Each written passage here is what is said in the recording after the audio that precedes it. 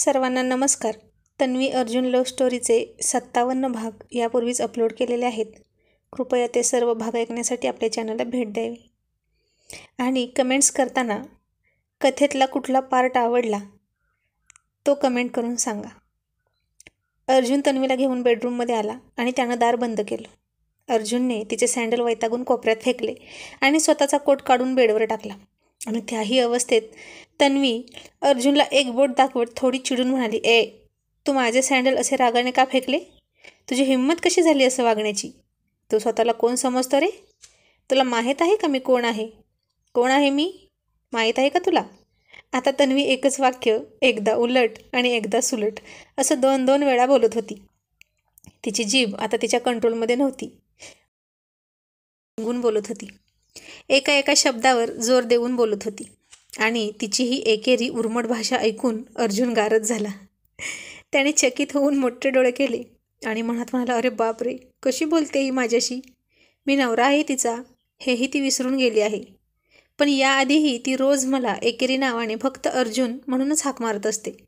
पण तेव्हा किती छान वाटतं ते ऐकायला, किती गोड लागतं ते कानाला. पण आता कोणीतरी पायात बॉम्ब ठेवल्यासारखं वाटत होतं त्याला. ही नशेत आहे म्हणून ठीक. शुद्धीत जर ही अशी बोलली असती ना तर हिला चांगलाच धडा शिकवला असता.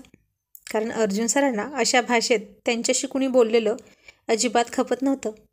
एकदा तन्वीही म्हणाली होती, खड्ड्यात जा, तेव्हा किती चिडला होता तो. हात पिरघळून मोडून टाकेन म्हणाला होता तिला. पण आताची गोष्ट वेगळी होती. आणि अर्जुन म्हणाला, नशेत आहे तरी तिचा सेन्स ऑफ ह्युमर किती चांगला आहे. हिला बरोबर कळलं की मी चिडून तिचा सँडल फेकला. आणि फेकू नाही तर मग काय करू? त्याला बेडवर ठेवू का? तो असा पुटपुटला आणि तन्वी म्हणाली, बेडवर कशाला? तिथं तर मी झोपणार ना. हा अख्खा बेड फक्त माझा आहे, कळलं? असं म्हणून ती बेडवर आडवी झोपली होती. आणि अर्जुन म्हणाला, हो बाई, तूच झोप अख्ख्या बेडवर, पण शांत तरी बस, मीही खूप दमलो आहे. आणि तोही थकून बेडवर बसला. आता तिला तिच्या कपड्याचंही भान नव्हतं. तिचा गाऊन खालून गुडघ्यापर्यंत वर गेला होता आणि अर्जुनचं लक्ष तिच्याकडे गेलं. तिचे गोरे गोरे पाय पाहून त्याला कसं तरी झालं आणि काही सेकंदच त्यानं तिच्या गोऱ्या पायाकडे पाहिलं. पण लगेच नजर बाजूला फिरवली, कारण आता एकट्याने काही वाटून घेऊन उपयोग नव्हता.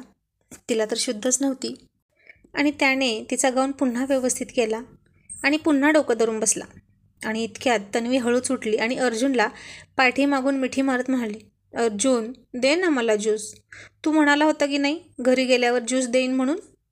आणि अर्जुन म्हणाला, स्मार्ट गर्ल, बाकी काही नाही, पण हे बरं लक्षात आहे हिच्या.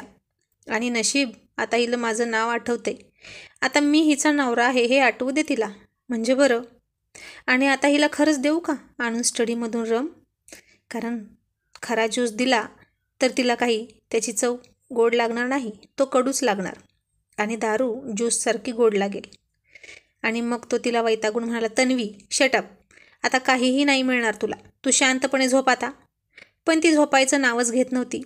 मग अर्जुनने तिला जबरदस्ती झोपावलं आणि पांघरून घातलं. तसं तिनं ते पांघरून फेकून दिलं आणि म्हणाली, मला नाही लागली झोप, का सारखं सारखं मला झोपवतोस? मला माहीत आहे मला झोपवून तू एकटा एकटा तो ज्यूस पिणार आहे, होय ना? आणि अर्जुनने कपाळावर हात मारून घेतला. आणि तन्वी पुन्हा त्याच्या कपाळावर हात ठेवून बारीक आवाजात म्हणाली, काय होतंय तुला? डोकं दुखतंय का? मी चेपून देऊ तुझं डोकं? तुझं डोकं देऊ चेपून मी? ती पुन्हा एकच वाक्य 2 वेळा म्हणाली. आणि अर्जुन चिडून म्हणाला, झालं हिचं पुन्हा सुरू, बॉम्बे टू गोवा आणि गोवा टू बॉम्बे. आणि तिला पाहून म्हणाला, डोकं नको, त्यापेक्षा गळाच दाब माझा, म्हणजे बरं वाटेल मला. आणि तन्वी तोंडात बोट घालून विचार करत म्हणाली, गळा दाबला तर डोकं कसं दुखायचं राहील तुझं? तुझं डोकं तुझ्या गळ्यात आहे का? आणि असं म्हणून, बरं ठीक, तुझा गळाच दाबते, असं म्हणून तिने अर्जुनचा गळा पकडला. आणि अर्जुन घाबरून मागे सरकत म्हणाला, ए तन्वी, अगं काय करतेस? जीव घेशील की काय आता माझा? हिचं काही खरं नाही, काहीही करेल ही, मगाशी हाताला पण चावली माझ्या. आणि तन्वी डोळ्यांची उघडझाप करून म्हणाली, तूच म्हणाला होतास ना गळा दाब माझा म्हणून, मग डोकं दुखायचं थांबेल.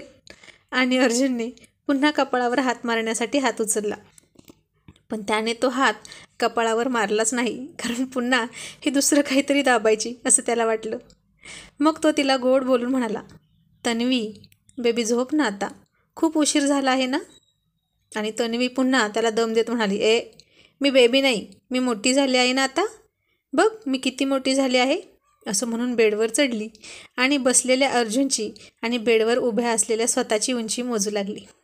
आणि अर्जुन आता हैराण झाला होता तिला सांभाळून, आणि ती बेडवर हलायला लागली. मग अर्जुनने तसाच तिचा हात पकडून तिला बेडच्या खाली उतरवलं.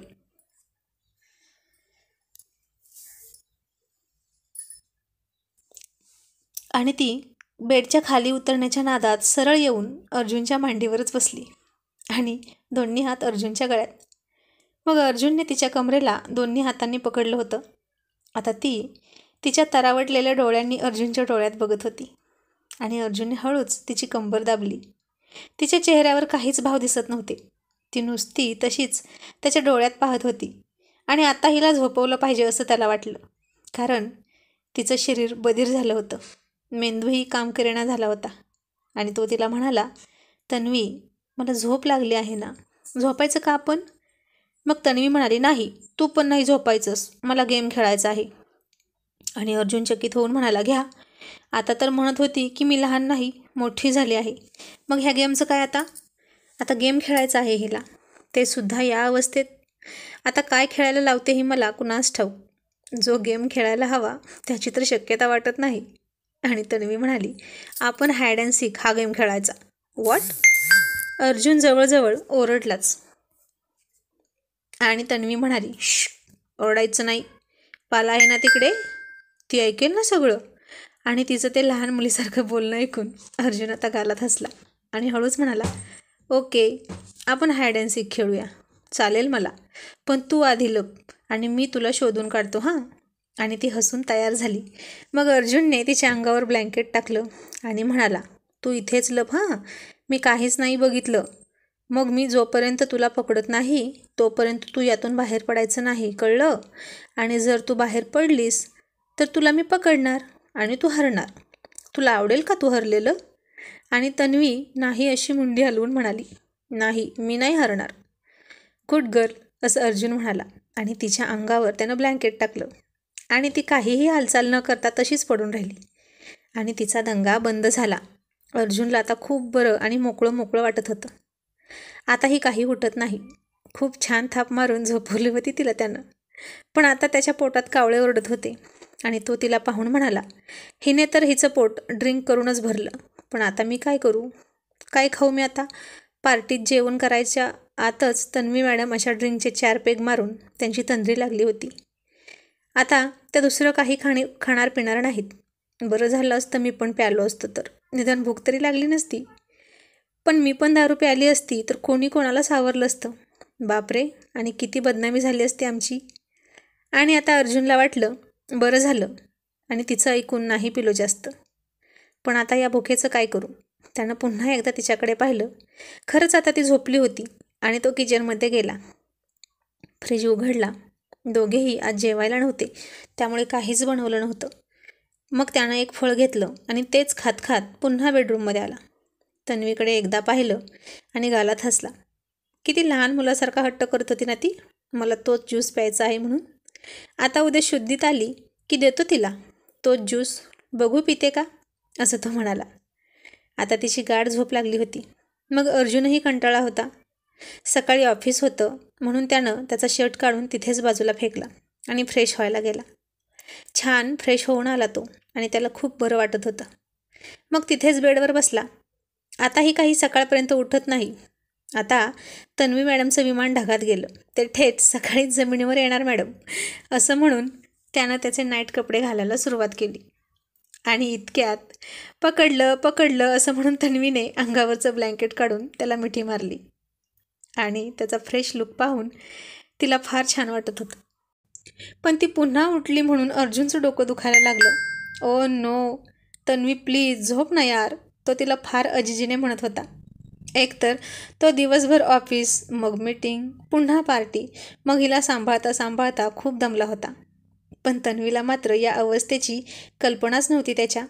ती शुद्धीत नव्हती ना, नाहीतर ती तरी अशी वागली असती का? नाही ना.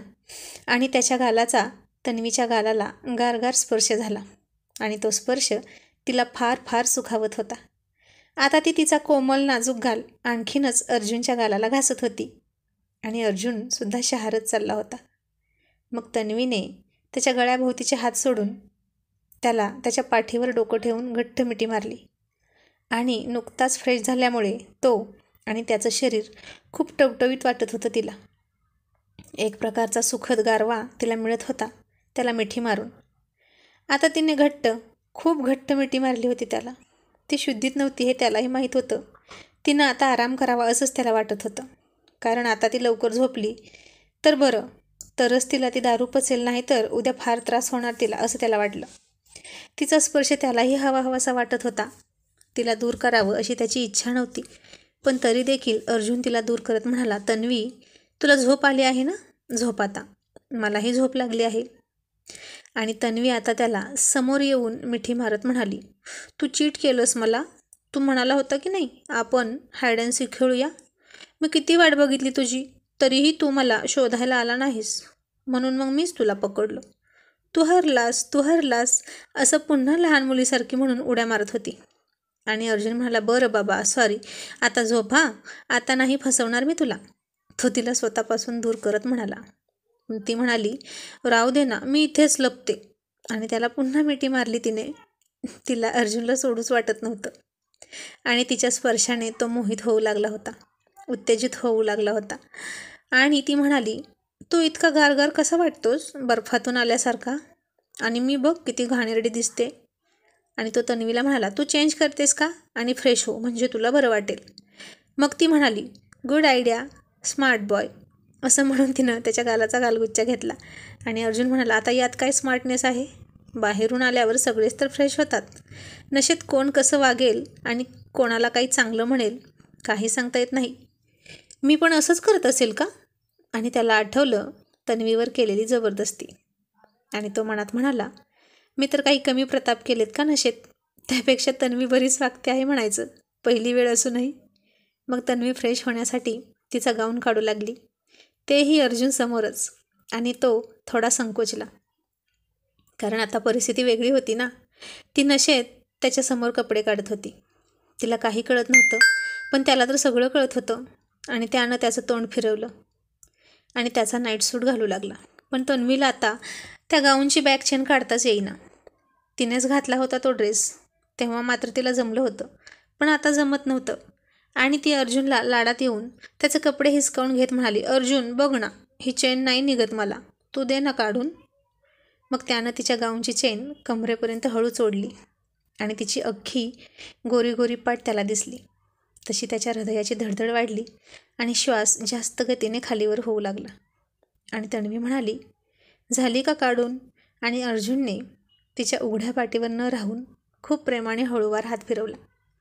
इतका वेळ ठेवलेला संयम आता संपला होता. तशी तन्वीसुद्धा मोहरली आणि त्याच्या स्पर्शाने उत्तेजित होऊन त्याला प्रतिसाद देऊ लागली. आता अर्जुन तिला पाठीमागून घट्ट चिकटला होता आणि त्याने तिच्या त्या वन पीस गाऊनचा दोघांमधला अडथळा दूर केला. आणि तन्वीने लाजून गरकन पाठ फिरवली आणि सरळ त्याच्या मिठीत गेली. तिला तर आधीच त्याच्यापासून दूर जाऊ वाटत नव्हतं. आता दोघेही एकमेकांच्या मिठीत घट्ट चिकटले होते. आणि अर्जुनने तिच्या उघड्या मानेवर किस केला आणि त्याच्या त्या ओठांच्या कोमल स्पर्शाने तिचा आवेग वाढतच गेला. आता ती त्याला सर्वांगावर चुंबनांचा वर्षाव करू लागली. आता ती त्याला काहीच करू देत नव्हती. तो फक्त तिचं ऐकत होता. ती करेल ते तिला करू देत होता, कारण आज तिला नशा चढली होती, दारूची उतरून अर्जुनच्या प्रेमाची. ती त्याच्या छातीवर, गळ्यावर, पाठीवर, मानेवर तिच्या लाल लिपस्टिकचे निशाण सोडत होती. आणि अर्जुन फक्त तिला मिठीत घेऊन उभा होता. त्याला आता तिच्या ओठांची तहान लागली होती आणि अर्जुनने तिच्या तोंडात तोंड घातलं. बराच वेळ तो तिला खूप डीप किस करत होता आणि तिचा श्वास गुदमरला. आणि तिने त्याला बेडवर ढकललं आणि स्वतः त्याच्या अंगावर येऊन त्याला बिलगली. एकही क्षण आता ती त्याच्यापासून दूर व्हायला तयार नव्हती. आणि अर्जुन तिच्या चेहऱ्यावर आलेले केस हळूवार बोटाने मागे सारत म्हणाला, तन्वी, आय लव्ह यू. आता ती नुसती गालात हसली आणि म्हणाली, अर्जुन आणि अर्जुनला वाटलं, आता तरी ती नशेत का होईना, पण मला म्हणेल, अर्जुन, आय लव्ह यू. आणि तन्वी लाडात येऊन त्याच्या छातीवर बुक्की मारत म्हणाली, अर्जुन, आय हेट यू. आणि अर्जुन म्हणाला, what? You hate me? But why? मी तुला आवडत नाही का? असं म्हणून त्यानं तिला त्याच्या खाली घेतली आणि तो तिच्यावर आला. आणि तन्वी हळूच हसून म्हणाली, I hate you because I love you. असं म्हणून तिनं त्याच्या त्या फोटोकडे पाहिलं, जो फोटो आजच तिने बेडरूममध्ये लावला होता. आणि अर्जुनने त्या फोटोकडे पाहिलं आणि चकितच झाला आणि खूप हसायला लागला. आणि पुन्हा त्यानं तिच्या तोंडात तोंड घातलं.